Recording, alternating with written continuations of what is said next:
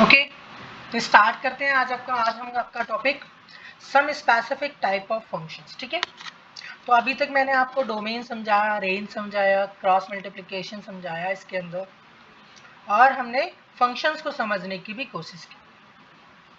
अब हम कुछ स्पेसिफिक टाइप के फंक्शंस पढ़ेंगे जिसमें आपको पता चलेगा कि क्या क्या और चीजें हैं। फर्स्ट हम कौन सा फंक्शन पढ़ रहे हैं? Identity function. क्या पढ़ रहे हैं? आइडेंटिटी फंक्शन के अंदर मेन चीज क्या होती है, कैसे पता चलता है कोई फंक्शन आइडेंटिटी है? तो अगर डोमेन और रेंज दोनों सेम हो, डोमेन और रेंज, तो उसे कहेंगे आइडेंटिटी फंक्शन। क्या कहेंगे? अब पता कैसे चलेगा भाई कोई फंक्शन आइडेंटिटी फंक्शन है या नहीं? ठीक है, तो हमें पता ऐसे चलेगा जैसे y कोई फंक्शन है, ठीक है, और y x के वैल्यू, और ये जो फंक्शन किसके इक्वल है? x के इक्वल है। अब समझना, देखो y की वैल्यू क्या है? एफ एक्स के इक्वल। किसके इक्वल है y की वैल्यू?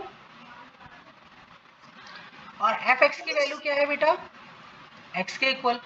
तो अल्टीमेटली आप क्या कह सकते हो कि y इज इक्वल टू किसके इक्वल है? कह सकते हो नहीं कह सकते, ये बताओ। और इसने आगे क्या डिफाइन किया है कि x क्या है? एक रियल नंबर से बिलोंग करता है। तो x एक क्या है? रियल नंबर है। क्या है x? रियल नंबर है। अब समझिए, जब x रियल नंबर है तो y भी क्या होगा? रियल नंबर होगा, क्योंकि दोनों इक्वल है ना। तो अगर आप किसी फंक्शन में r वैल्यू पुट करते हैं तो पुट करने वाली वैल्यू डोमेन हो गई जो फंक्शन में दे रखी है, और जो आंसर निकल के आता है वो भी r ही निकल के आता है, यानी x। तो वो आपका क्या हो गया? रेंज हो गई, है ना। यही तो आपकी डोमेन और रेंज होती है। ठीक है, तो ऐसे फंक्शन को हम कहते हैं आइडेंटिटी फंक्शन। समझ आया आइडेंटिटी फंक्शन क्या होता है? Very good. अब पढ़ेंगे हम कांस्टेंट फंक्शन। क्या पढ़ेंगे? अब कांस्टेंट फंक्शन क्या होता है, इस चीज को समझ रहे हैं। देखो, यहाँ पर एक y दे रखा है कि कह रहा है y की वैल्यू किसके इक्वल है? एफ एक्स के इक्वल है। अब कह रहा है कि जो एफ एक्स है वो किसी कांस्टेंट नंबर के इक्वल है। यानी अगर मैं एक एग्जांपल लूं और उस एग्जांपल में ये समझाऊं आपको कि y जो है वो इक्वल है एक्स स्क्वायर प्लस 2 के। ओके, और मैं कहूं ये जो एक्स स्क्वायर प्लस 2 है वो 0 के इक्वल है। क्या? यानी अब आप इस x के अंदर कुछ भी वैल्यू पुट करेंगे तो उसका आंसर क्या आएगा? यानी एक कांस्टेंट नंबर आएगा। अब मैं ये कह दूं कि x जो है वो रियल नंबर पुट कर सकते हो। आप क्या कर सकते हो? अब एक बात बताओ, जो आप नंबर पुट कर रहे हो वो तो आपका डोमेन बन गया है ना, और आंसर हर बारी निकल के क्या आएगा? यानी कांस्टेंट नंबर, तो वो रेंज बन गई। क्या बन गई वो? खत्म बात।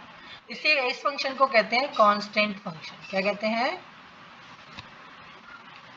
तो कांस्टेंट फंक्शंस के अंदर उस फंक्शन की जो वैल्यू होती है वो कांस्टेंट होती है। यानी आप उसमें चाहे कोई भी रियल नंबर पुट करो, x की वैल्यू कुछ भी पुट करो, बट उस आंसर जो आएगा वो एक कांस्टेंट नंबर में एक ही आएगा हमेशा। समझ गए? हाँ, तो इस कांस्टेंट फंक्शन में क्या होता है कि आप जो भी डोमेन होगा उसकी सेम इमेज होगी हमेशा। यानी फंक्शन में नंबर कुछ भी हो उसकी इमेज एक ही होगी। उसकी इमेज क्या होगी? एक ही होगी। और आइडेंटिटी फंक्शन में क्या होगा कि आपका डोमेन, जो डोमेन होगा वही उसकी इमेज बन जाएगी, वही उसकी। देखो, आइडेंटिटी फंक्शन में जो डोमेन था वही उसकी इमेज बन गई, है ना। और कांस्टेंट फंक्शन में आप डोमेन कुछ भी रखो लेकिन इमेज हमेशा सेम आएगी। इमेज हमेशा, ये मेन फंक्शन। दोनों फंक्शन में समझ आया क्या फर्क था? ओके, ये आपको समझ आया कि आपका आइडेंटिटी फंक्शन क्या होता है और कांस्टेंट फंक्शन क्या होता है। नेक्स्ट अब हम पढ़ेंगे क्या, पॉलिनोमियल फंक्शन। क्या पढ़ेंगे जी, नोट डाउन भी करते जाना साथ के साथ जब बाद में, ठीक है, समझते जाना। अब पॉलिनोमियल फंक्शन क्या कहता है, तो ये कहता है कि y कोई एक फंक्शन है, कौन सा, f(x). y कौन सा फंक्शन है, और कह रहा है जो f(x) की वैल्यू है वो एक पॉलिनोमियल इक्वेशन के बराबर है। किसके बराबर है, ठीक है। और जो यहाँ पर n है, n मीन्स पावर, जैसे ये पावर है आपकी x की पावर n, फिर ये x कम हो गया, फिर यहाँ x खत्म हो गया, है ना। यानी जो पॉलिनोमियल फंक्शन होता है वो ऐसे होता है, देखो जैसे x की पावर 2 होगी, फिर आपकी x की पावर 1 हो जाएगी, और फिर x की पावर कुछ भी नहीं रहेगी, कांस्टेंट आ जाएगी। यही तो होता है पॉलिनोमियल। तो इसने तो ऐसे ही देखा, जो पहले x की पावर n दी, फिर x की पावर कुछ भी नहीं दी, और फिर इसने x के हटा ही दिया x, है ना, क्योंकि x थी नहीं, 0 थी उसकी पावर, ठीक है। अब इनके अंदर एक नंबर लिखा रहता है, जैसे a यहाँ हो गया, b यहाँ हो गया, लिखा रहता है ना, और ये नंबर c होता है। लेकिन इसने a b c ना लिखकर इसको यहाँ पर लिखा a1 a2, ठीक है, और a3, ठीक है, ये लिखा। तो ये एक रियल नंबर होते हैं। तो इसने बोला जो पावर है वो तो एक नेचुरल नंबर है, और जो न्यूमेरिकल है इसके जो कांस्टेंट है वो आपका रियल नंबर है, ठीक है, ये बोला इसने। और ये कह रहा है कि आप x की वैल्यू जो भी रखोगे वो एक रियल नंबर पुट करोगे आप। तो इसका मतलब ये है कि y में अगर आप कोई भी फंक्शन पुट करते हो रियल नंबर का, तो उससे हमेशा एक पॉलिनोमियल इक्वेशन बनेगी। क्या बनेगी, यानी आप डोमेन कुछ भी पुट करो, लेकिन जो इमेज होगी वो एक पॉलिनोमियल इक्वेशन बनेगी। क्या बनेगी। अब एक चीज आपको हमेशा ध्यान रखना है कि जरूरी नहीं पॉलिनोमियल की हमेशा पावर होती है, क्योंकि जब आप क्लास 10th में थे तो आपने पढ़ा था कि जीरो पॉलिनोमियल भी होता है। जीरो पॉलिनोमियल, जीरो पॉलिनोमियल समझते हैं, जब आपका खाली आंसर 2 आ जाए, जरूरी नहीं है हर बार एक्स होना चाहिए। जीरो पॉलिनोमियल मीन्स जब आपकी एक्स की पावर 0 हो, और एक्स की पावर अगर 0 लिख दूंगा मैं 2 के आगे, जैसे मैंने 2 लिखा और इसके आगे मैंने एक्स की पावर लिख दी 0, ऐसे, समझ गए। तो इसका मतलब होता है बेटा 2 इंटू 1, क्या होता है इसका मतलब, और इसका मतलब होता है 2, ठीक है। तो ऐसे पॉलिनोमियल को कहते हैं जीरो पॉलिनोमियल। तो ये जो एग्जांपल दिया है मैंने आपको, ये जीरो पॉलिनोमियल का एग्जांपल दिया है। तो पॉलिनोमियल में सिर्फ कांस्टेंट भी हो सकता है, पावर 1 भी हो सकती है, 2 भी हो सकती है, 3 भी हो सकती है, 4 भी हो सकती है, कुछ भी पावर हो सकती है, ठीक है, और जीरो पावर भी हो सकती है। जीरो पावर में सिर्फ एक कांस्टेंट नंबर आता है। तो आपने इस चीज को समझना है कि जीरो पॉलिनोमियल क्या हो सकता है, ठीक है। लेकिन डोमेन आप कुछ भी रखेंगे, वैल्यू आप एक्स की रियल नंबर कुछ भी पुट करो, बट आपका जो इमेज जो होगी वो एक क्या बनेगी, पॉलिनोमियल फंक्शन बनेगा। समझ आया।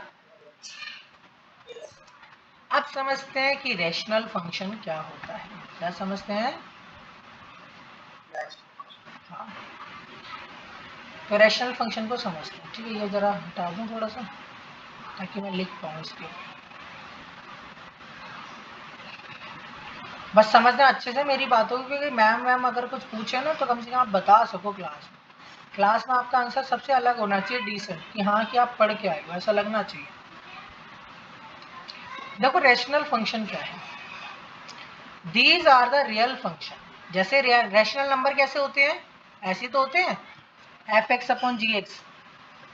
और आपने को ये भी पता है कि रैशनल नंबर में डिनोमिनेटर होता है, उसकी वैल्यू कभी 0 नहीं होती, ये भी पता है ना आपको, यही लिखा है। यही आपका क्या होता है, रैशनल फंक्शन होता है। तो रैशनल फंक्शन में x की जगह आप कुछ भी डिफाइन कर दो, कुछ भी वैल्यू रख सकते हो रियल नंबर,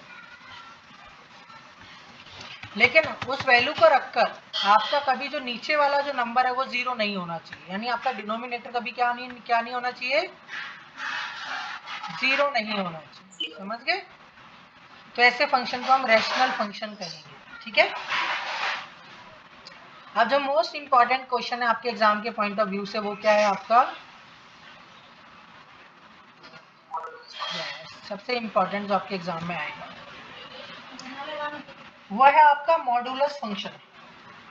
तो मॉडुलस फंक्शन को समझने के लिए आपने समझना पड़ेगा कि मॉडुलस होता क्या है। क्या